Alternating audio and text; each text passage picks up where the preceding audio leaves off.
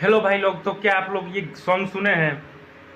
बिना तेरे ना एक पल हो, ना बिन तेरे कोई कल हो, ये दिल बन जाए पत्थर का, न इसमें कोई हलचल हो। क्या आप लोगों ने ये सॉन्ग सुना है भाई? ओल्ड वर्ल्ड रिकॉर्ड हो गया है ये सॉन्ग। और वो मतलब 2005 का 2006 का ये मूवी निकला था जिसका नाम गैंगस्टर था। और क्या ही बताओ, इस ये मूवी ब्लॉकबस्टर था, ठीक है। उसके उस समय 2006 की बात बोल रहा हूँ, 2006 में ये मूवी निकला था।